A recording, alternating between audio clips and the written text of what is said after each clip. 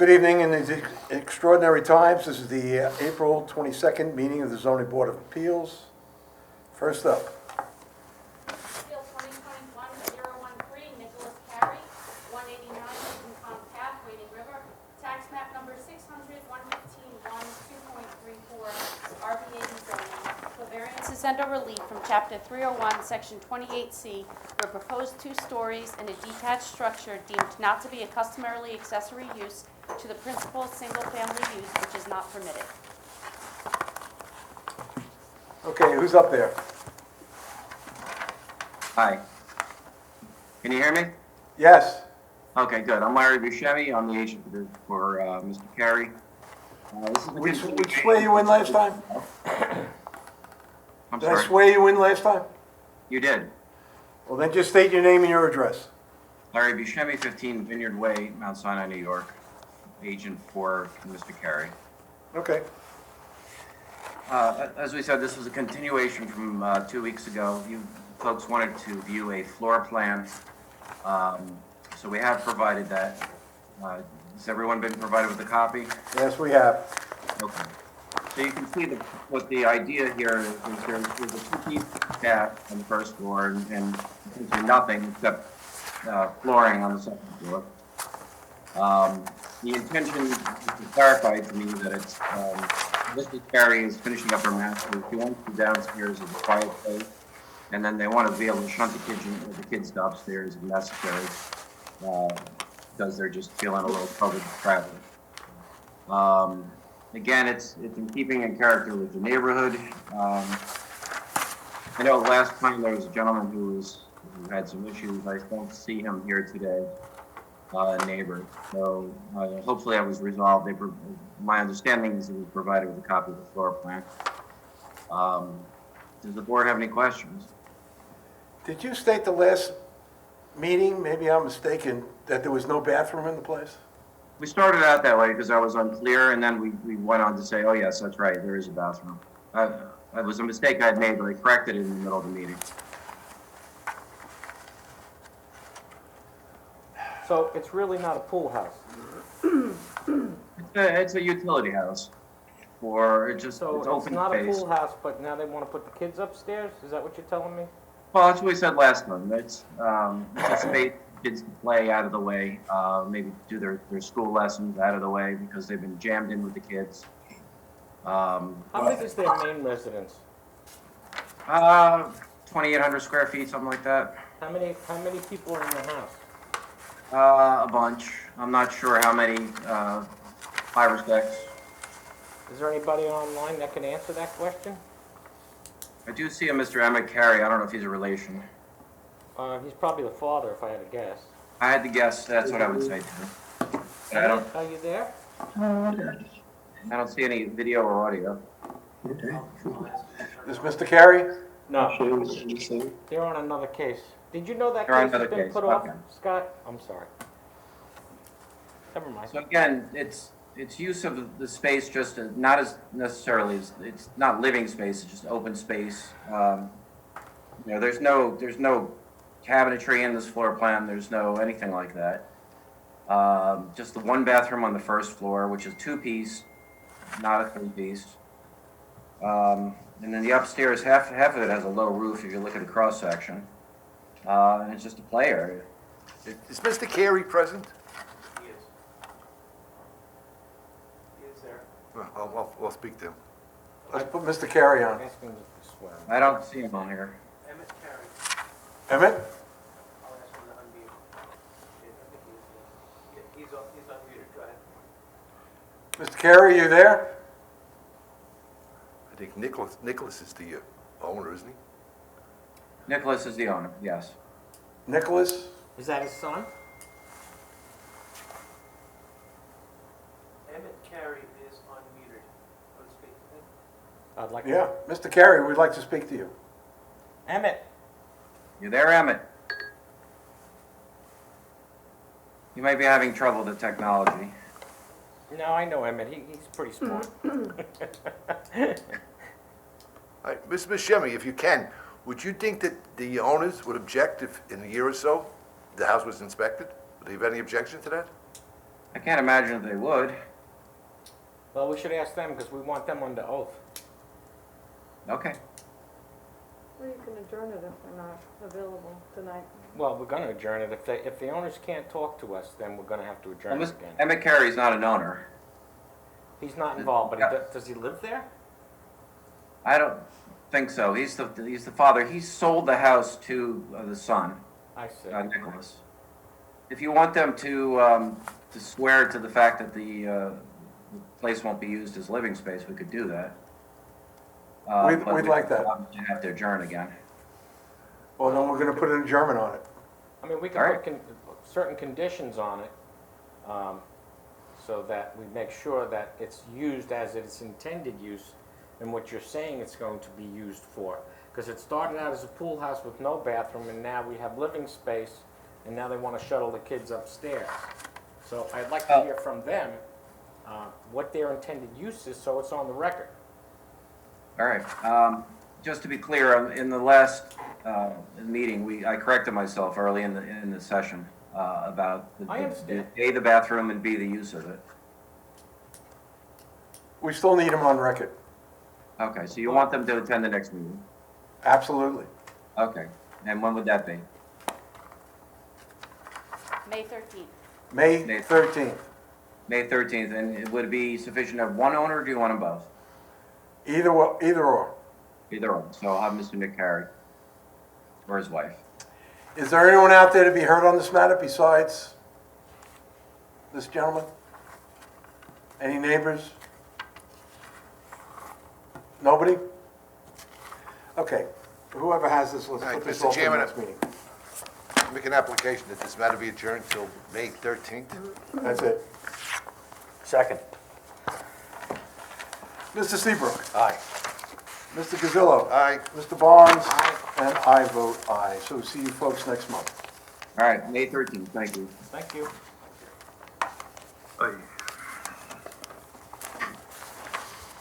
Appeal 2021-022, Bola Oil Corp., 3705 Middle Country Road, Calverton, tax map number 699-230, Industrial A zoning, for an interpretation of Chapter 301, Section 114, where proposed fast food restaurant within a gas station building is not a permitted use. Current convenience store is a permitted accessory use to the gas station. Who do we have on this one? Good evening, Mr. Chairman. This is Dave Altman from the law office of Brown, Altman, and DeLeo. And you're an attorney? I am, sir. Just, again, state your name and your address, please. Of course. David Altman from Brown, Altman, and DeLeo, 538 Broad Hollow Road, Suite 301W, Melville, New York. For the applicant, also with me this evening is Christopher Tartaglia from High Point Engineering. They are the civil engineers with respect to this project. You need to see the application. So, You have the floor, Counselor, go get him. thank you. Can I just ask So- a question? Hold on 1 second, Counselor. Is this application for an interpretation of the town code? There is a request for an interpretation, correct? And what is exactly what you're asking the board to interpret so that when they understand, so they can understand your presentation better? What we're asking them to interpret is essentially the definition of accessory use, which is customary and quote incidental. The code itself, and in particular section 301-114C, doesn't get into any specifics as it relates to accessory uses. It relies on the quote customary and incidental language. And in this particular instance, we're talking about a gas station, which is a specially permitted use. That gas station, in fact, received town board approval for the special permit on February 6th of '07, including the accessory convenience store. Certificate of occupancy number 23136 was issued September 9th of '09 for the gas station with convenience store. And a few years later, a certificate of occupancy was issued by the building department number 25785 on September 12th of 2014 to add the existing counter service deli that is currently operating in the convenience store building. What the applicant is looking to do is essentially to replace the counter service deli, which did not require any type of zoning approval to our knowledge. We checked building department records and with planning, and there was nothing of record in that respect. And we'd like to replace that with a counter service only Burger King use. There's no table, no chairs, no drive-through proposed. It will occupy the exact same floor space within the existing convenience store. In other words, this amounts basically to swapping one type of food use for another, one where there are currently prepared cooked-to-order foods on site, both breakfast and lunch, and in place instead, the counter service BK would be operated just as a like-kind swap for food use, albeit obviously BK no longer cooked-to-order food, but prepared foods reheated and served to customers. Again, like kind, no additional square footage proposed with respect to that use, and it will all be contained within the existing footprint of the building. Okay, so the current use is a delicatessen, you said?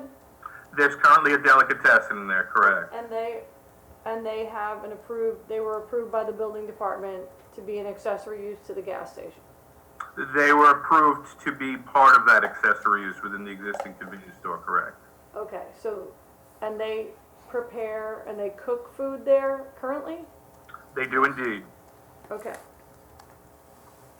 So, of course, one of the benefits, particularly at a busy gasoline service station, to having, say, a counter service BK use as opposed to a delicatessen is that you have cars moving off the site faster such that you don't have issues or issues as it relates to on-site parking. Customers coming into the BK would be serviced arguably quicker and would be able to exit the site more quickly, bearing in mind, of course, the site does have two points of ingress and egress. We have one full movement curb cut up on Middle Country That's Road. all your site plan issues, so we're not really concerned with the site plan. Yeah, no, I issues. understand. I'm just trying to give a full I flavor. just want to make sure this board understands that they would be determining in perpetuity that a fast food restaurant is an accessory use to a fueling station throughout the town if they were to grant your client this relief. I just want to make sure they're So, working on that. For instance, I know Bola operates, I'm going to say probably 20 other stations here on Long Island with the counter service BK only. Dunkin' Donuts are often commonly found within gasoline service stations. Additionally, you'll get Popeyes sometimes or Pizza Hut going in as into the convenience store component and gas stations. So the proposed use for counter service BK, again, which is only a part of the convenience store itself, the convenience store being 3,600 square feet, this will occupy a fraction of that existing building, and again, utilizing the exact same space as the delicatessen currently does. So no enlargement there. Okay, and then in your application, do you indicate the percentage of use there in that building? Just so that the board can, In terms of the floor area, Yeah. Chris, do you have an idea of the floor area for the? Yes, I do. I might have to be sworn. You certainly do. Raise your right hand. Do you swear to tell the truth, nothing but the truth, so help you God? I do, thank you. State your name and your address. Chris Tartaglia from High Point Engineering, 521 Conklin Street, Farmingdale, New York, 11735. Can everybody hear me okay? Absolutely. Okay, great. So, as David indicated, the current deli counter is not changing in size or shape or location within the building for the BK conversion. That deli counter, in terms of dimensions within that building, is 20 feet wide and by approximately 12 feet deep. That's the entire deli area. So in terms of square footage, we're talking 20 by 13, probably about 260, 280 square feet out of that 3,000 plus square foot building. That's the entire use. okay, that's it. Okay. That is in our presentation as it relates to this aspect of the application. I know there are some, another application here tonight that relates to signage on the site. If the board would like us to proceed with respect to that, happy to do so. Yeah, let's get it over Do with. you have any questions on the other? I don't know, how long does it take for a double cheeseburger? Can I get it while Should we I'm vote on talking? this one Is it first? done before? Yeah, I mean, how long is it? Well, whatever. I think that's all the questions we have for this. Yeah. Okay. So let's go to the next one, Chris. Okay. Happy to proceed. So. Hold the next on, one- whoa. Oh, Appeal 2021-016, Bolo Oil Corp., 3705 Middle Country Road, Calverton, tax map number 699-230, Industrial A zoning, for variances and/or relief from Chapter 301, Section 254H1, where internally illuminated signs are not permitted, and Section 250F1, where secondary wall signs shall not be located on a facade having any other wall signs. For Bola Market and Bola only, Burger King not allowed, fast food restaurant not a permitted use. All right, counsel, you got the floor. thank you, sir. So, we're talking in connection with this application about 5 signs that are at issue, 3 of which I believe already exist. We have 2 mobile canopy signs, one on the west facade, one on the east facade. Each sign is a little over 13 square foot in area, so relatively modest size. And the third sign which currently exists is the Bola Market wall sign, which is over the entrance to the existing building. The applicant would ask, and bearing in mind that we recognize that the A1 industrial illuminated signs are not permitted, but we ask in this instance that the internally illuminated signs be permitted for a couple of reasons. First, the building itself is approximately 165 to 170 feet setback from the road. It's pretty deep. And in between the building and, of course, the roadway, which is Middle Country Road, we have a fairly substantial structure, which in this case is the existing pump island canopy. That really does, if you've been to the site, and I'm sure certain members, if not all of the board has, really does obstruct the view of the building from the road. In addition, there are a number of fairly mature street trees planted along Middle Country Road, along the site frontage. I'm not going to tell you I know the type of the street trees, but they're probably 20 to 25 feet in height. And, we're now entering the spring season where those trees are starting to bloom. And I was just at the site this past weekend, and really, visibility is becoming obscured from the street of the station as a result of that signage. As a result of the trees. The third aspect of this, and we did the work on this a few years ago, Chris and I, in terms of the existing monument signs there. The existing monument signs themselves are rather modest in terms of sign area and height. And visibility of those signs is somewhat limited itself, particularly with a posted speed limit in front of the site of 50 miles an hour. For purposes of affording the motorists at least ease of identification, particularly during the evening hours, it would be helpful to have the mobile canopy signs illuminated as well as the Bola Market sign. So again, motorists can more readily and safely identify the site itself and make the turning movements in and out. With respect to the other 2 signs which are requested this evening, one being the Burger King wall sign, which would be situated to the east side of the building. Again, fairly modest in size. Internally illuminating that would be helpful, again, for this new use, should the board approve it, particularly because the applicant does not propose and is not asked as part of this application to include any Burger King signage on the existing monument signs. So, absent the modest wall sign that the applicant requests, there's no external identification of a Burger King that would be on the site, assuming, again, the board grants it, and of course we hope in this board's infinite wisdom it does.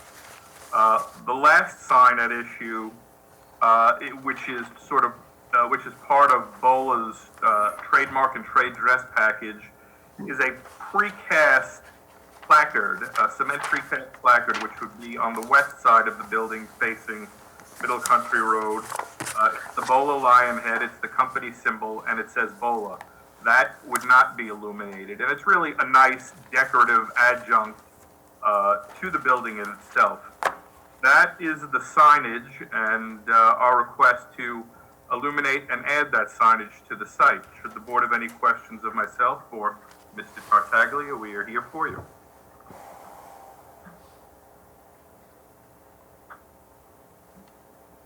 Frank, bring it up. Yeah. Yeah. We had a similar application a few years back, I believe, with a Dunkin' Donuts wall sign on the side of a building. And I believe we denied that. Just wanted to bring that up. That's really all I have to say in regards to that, but we've also had numerous problems with the self-illuminated signs as well, due to dark skies and an existing code. So, yeah. We certainly understand that. I think one of the features that, Chris, we may be able to incorporate to help keep dark sky compliant is a dimming feature to sort of mitigate any glare. Yeah, so the signs will have internal LED lighting, which is typically what's used for area lighting to be dark skies compliant. It lights up the sign itself very well, but the illumination doesn't extend from the sign. It just backlights the sign so you can see the sign.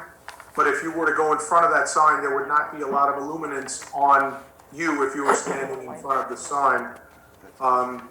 Yeah, I mean, I think it just, the setback of this building, Dave, that you hit on is significant. And with the canopy in between the building and the roadway, I don't think there's really any light impact whatsoever, in my opinion, from these illuminated signs.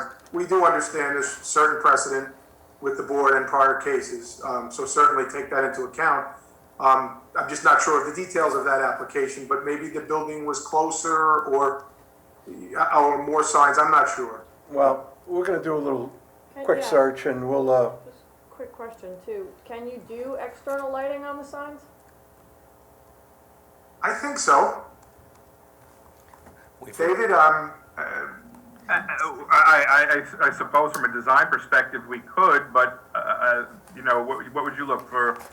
Downlit lighting for the sign? I'm just asking if there's an alternative, because the board has not been, really thrilled about We this understand. We certainly internally lit understand and signs, recognize so- that.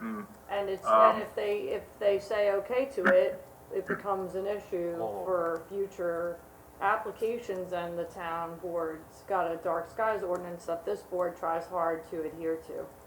No, we certainly understand and appreciate that. I think in this instance, the site, as Chris mentioned and I've mentioned, particularly the building is fairly unique, being set back almost 170 feet from the road and having that large canopy structure, intervening or interceding in between the building and Middle Country Road itself. Visibility is rather obscured. And at least with respect to the two wall signs where we're requesting illumination, it's fairly modest and sedate. You're not talking about bright glaring internal lights. okay. Well, let's do this. Let us check into a few things and we'll make a decision next meeting. Okay. All right? Is there anyone else to be heard on this matter? Nobody else? Okay, who's got the reading? Let's put this off to the next meeting. You want to adjourn or reserve decision? Adjourn. Mr. Chairman, I move that the appeal of, this is number 2021022, the appeal of Bola Oil Corporation for interpretation of Chapter 301, Section 114, with proposed fast food restaurant within a gas station building is not permitted use, a permitted use, current quote convenience and quote store is permitted accessory use to the gas station, as well as the appeal 2021-016 of Bola Oil Company for variances and/or relief from Chapter 301, Section 254H subdivision 1, where internally illuminated signs are not permitted, in section 250F subdivision 1, where secondary wall signs shall not be located on a facade having any other wall sign for Bola Market and Bola only, / Burger King not allowed, in parentheses, fast food restaurant not a permitted use, and close parentheses, be adjourned till May 13th, respectively. Second. Okay, Mr. Seabrook. Aye. Mr. Gazillo. Aye. Mr. Barnes. Aye. And I vote aye. So see you folks next meeting, and, Thank you. Thank you all, have a good night. Good okay. night. Take care. Okay, I'll take care of this one, Chris. Appeal number 2021-017, Amy Beth Stern, 860 Pondview Road.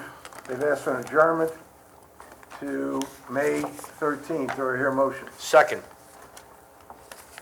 Mr. Gazillo. Aye. Mr. Barnes.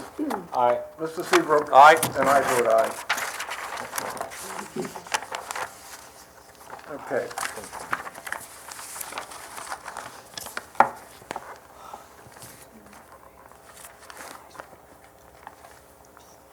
Appeal 2021-018, Patrick and Nancy McAward, 1501 Peconic Bay Boulevard, Laurel, tax map number 66947, RB40 zoning, for variances and/or relief from Chapter 301, Section 15A1A, where proposed shed, outdoor shower, and pool are located within the front yard, which is not permitted, and Section 15A1B, where proposed side yard setback for pool is 10 feet and minimum required is 20 feet. Okay. Let's have Nancy. Do you swear? Raise your right hand. Do you swear to tell the truth, nothing but the truth, so help you God? Is Nancy there? She What's is. that? Or, Patrick will go first. all right, Patrick. Do you swear to tell the truth, nothing but the truth, so help you God? I do, thank you. Good. State your name and your address. My name is Patrick McAward, 171 Kensington Road, Garden City, New York, 11530. Okay, you have the floor. Our application has two elements to it for two accessory structures. And I'll split my opening remarks into focusing on each one separately. Let's start with the shed first. We propose to have built and place a 14 by 10 shed in our front side yard. Our property does not have any existing garage or shed on the property, and so we are challenged for outdoor storage. We are looking to facilitate storage only with this structure. And given the slopes of the property and the fact that we have water on both sides of our lot, we are very limited in the potential locations for the shed. And we think that the proposed location is the most ideal. And finally, our proposal is consistent with both of our neighbors' properties, as each of them have accessory structures in their front yards as well. That's all the comments I have for the shed.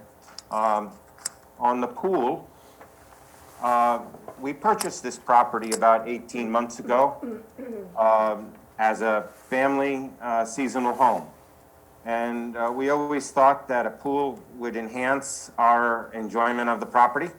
And we were interested in seeing if that is a possibility. We discussed the potential with an architect and an environmental consultant, and they concluded that the proposed location is really the only possibility, given the adjoining water bodies, the existing structures on the property, and the elevations of the land. We are we're on a peak of sorts, which is largely occupied by our existing home, and we're looking to utilize the remaining portion for these structures. We were advised that we would need to secure CAC and DEC clearances, which we have done. And most importantly, we will need to secure the variance from the town to accommodate the proposed offsets. We were also advised that the proposal was not particularly unusual for accessory structures of this nature. We are very concerned about preserving the harmony of the community in which we live, the warm relationships that we've enjoyed with our neighbors to date. We are very interested in maintaining, but we're also interested in trying to optimize and maximize the enjoyment of our property while respecting the neighbor's existence and the regulations of the township. That's all my comments, and happy to address any of your questions.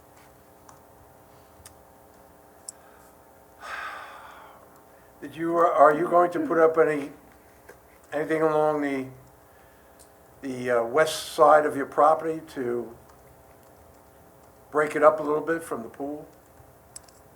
Certainly, yeah. We would plan on putting up the heaviest shrubbery landscaping that we could put that will grow in a semi-shaded area and in compliance with the town's ordinance of height and so forth. But yes, absolutely, for both privacy, for both our neighbors and ourselves, and try to mitigate any noise that might be generated from the activity in the pool. Any other board members have anything to say? Well, I'd like to hear what the neighbors have to say. Yeah, absolutely. All right, who else is online about this matter? Just unmute. Hello, my name is Teresa Grimmig. I am, Teresa, hold on a second. Raise your right hand. Do you swear to tell the truth, nothing but the truth, so help you God? yes, Please I state your do. name and your address. Teresa, Teresa. My last name is Grimmig, Grimmig. I'm at 1521 Peconic Bay Boulevard, Laurel, New York, 11948. Thank you. And I sent, the only thing that I'm gonna let Don's representative speak, because he will be right next to the pool. I'm on the east side of the McAward's house, but I did send an email to the board a few days ago. We received it.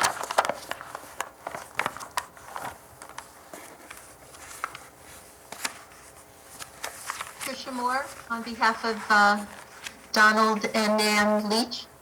Okay, hold on a second. Again, raise your right hand. Do you swear to tell the truth, nothing but the truth, so help you God? Who are you asking me? I'm an attorney. Oh, well, then we don't have to. Go ahead. Thank you. I'm an officer of the court. Oh, it's Pat. Okay, go ahead. Hi, how are you? Pat Moore. Yes. Nice to see you. Sorry. Yes, I do represent Donald Leach and his wife Nan. They are directly to the west of the proposed pool and the shed. Everybody here wants to be a good neighbor. Obviously, it's difficult to pose opposition. My client prefers that they not choose to put a pool with a beautiful bay in front of them, but it is their prerogative. It's not an issue of a pool. The issue is really the size of the pool and deck that has been proposed.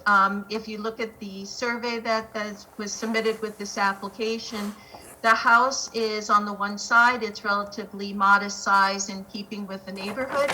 The size of the deck and pool is, at least apparently, larger or equal in size to the size of the house.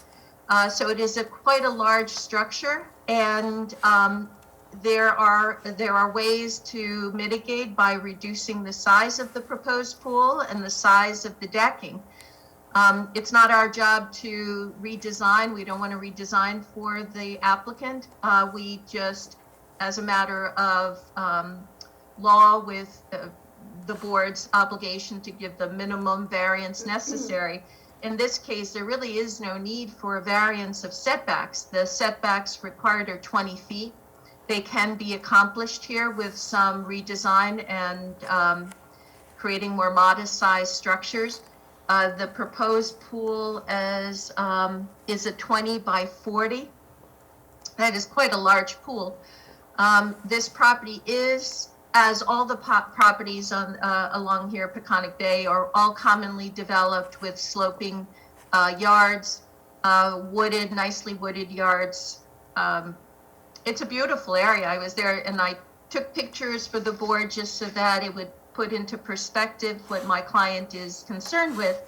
I sent you 3 pictures. The one picture I sent, I was standing on the waterfront side of my client's property, so you could see that his living area is a patio. It is directly next to the proposed pool and decking. That is where they all gather and have their meals. That is, you still see the outdoor seating area and the table that is set up hasn't been really put into place for the summertime, but it's there so you can see. I also took a photograph standing at the property line, looking back to my client's property, so you could see as well the proximity of their living area, outdoor living area, to the proposed pool and the property line. And then I turned and I took a picture of the McAward property and the staking, so you could see what my clients are going to be looking at or facing when the pool and decking is constructed. It is very intrusive, and my client tried to discuss it with, or so I believe, they tried to discuss the desire to retain privacy, but you know, the request has nevertheless been made. Bottom line is that we think that this can be reduced if they insist on having a pool and deck, fit it, and as far as its placement, I'll leave it to this board and Mr. McAward to consider where his sanitary system is, because that has to be placed 20 feet from a swimming pool, and I believe it's 20 feet from dry wells, but I know the 20 feet from swimming pools. I hope that he has researched that so that he doesn't find himself in a difficult position. Again, our concern is its proximity. We'd prefer no pool, but my client is not taking a position that if he wants a pool, he will accept that fact. As far as the shed is concerned, yes, my client has an accessory building in the front. Again, the shed, there's no objection to having a shed. We would just, again, ask that compliance with the setbacks. It's really, in this case, he has the ability to meet the 20-foot setbacks on all the structures, and we would just ask that that setback be complied with. Thank you. Thank you. Anyone else to be heard on this matter? Yes, hi, I'm the owner, Don Leitch. I don't have a lot to add. Right hand. You swear to tell the truth, nothing but the truth, so help you God. Yes, I do, thank you. State your name and your address. My name is Don Leitch, and I am the owner of 1497 Peconic Bay Boulevard. Okay. I just wanted to add, and thank you, Pat, for your comments. I just wanted to add that, look, the McAwards have been great neighbors, and it's really been quite a good experience to have them as neighbors. We are not per se against the pool. We just believe that the size of the pool and the decking is quite large. The pool is nearly the size of the entire footprint of the house. And the concern from our perspective really is privacy. As you may know, that area, houses are really close together to begin with. So in some ways we're lacking privacy to begin with. And now we would end up having a pool and substantial patio only a number of feet from my outdoor dining area. And so that again takes away a substantial amount of the privacy that my family and I try to have when we're enjoying the house. So those are the only other comments I would add. Okay, well, thank you very much. Thank you. Anyone else to be on in this matter? Okay, let's close. Fred, could you suggest that? Is there a possibility that they can work together and try to work something out? Yeah, you could certainly, if the two groups want to get together, the two families, and try and work something out, but, Is that even possible? So that, I or mean, do you feel that you want to continue to pursue a 20 by 40? We would certainly consider some changes to the proposal. And with the idea that this would help reduce the effect and the intrusion to our neighbor. The concern I have is, forgive me, the concern I have is, you know, I don't want to put in a little, it's a significant investment, and if we're going to do that, there's a certain size that makes sense, a certain scale. Otherwise, it doesn't make sense. So is it possible that you can discuss with maybe their attorney, Patricia Moore, and see if things could be worked out before the next meeting?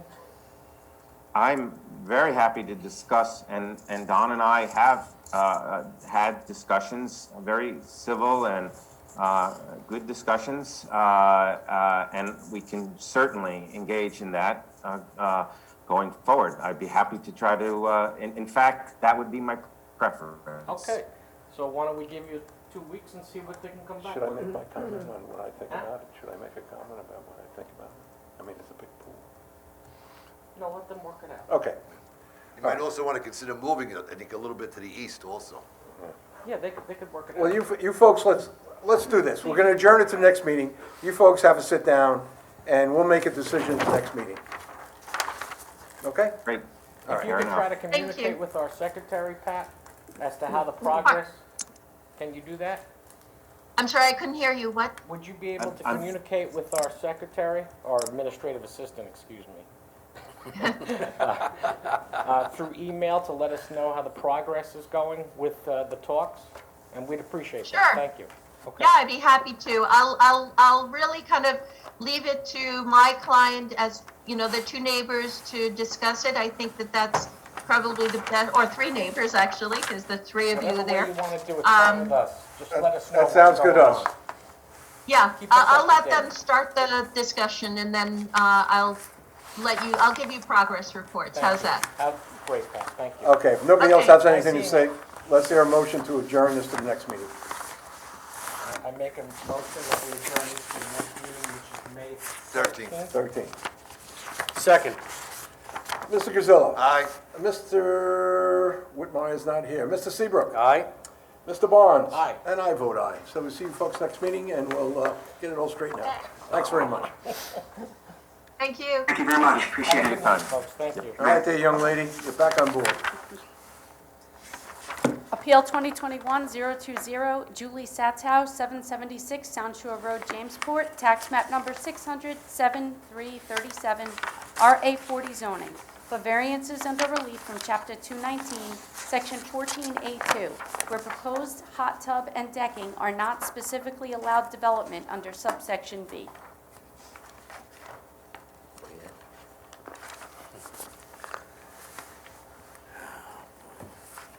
And who would be speaking? This would be Mike K-Mac. Can you hear me? Can you hear me? We can hear you. Hi, Mike. Michael Kimack on behalf of the. Hold on there, Michael.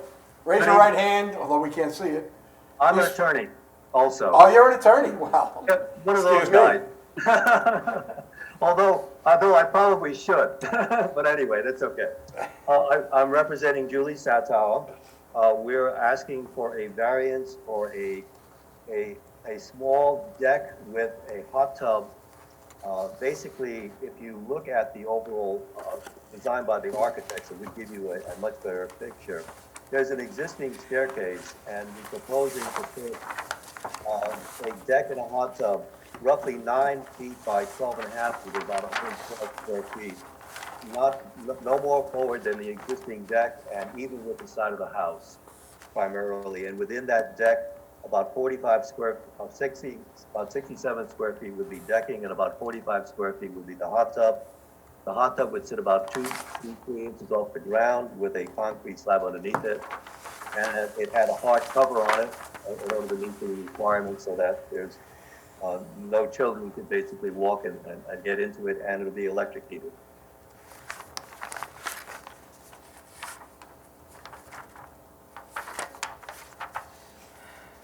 And it's a little unusual, but it's even with, there's 9 steps coming down, the existing steps now.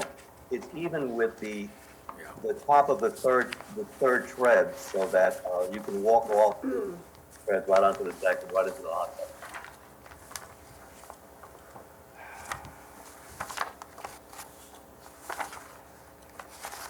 Leroy, you got the best feel for these things.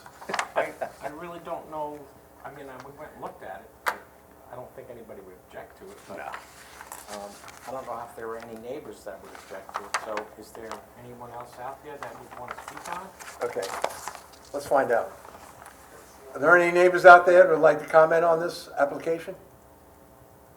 Snodgrass, Mr., Mrs., Ms.? Hello? Maybe they haven't. Nope, purely here as an observer. Huh? Observer. Oh, okay. Oh, an observer? Oh, okay. So we have no opposition, right? Don't have a problem. Yeah, I really don't have a problem with I don't it have a either. problem with it either.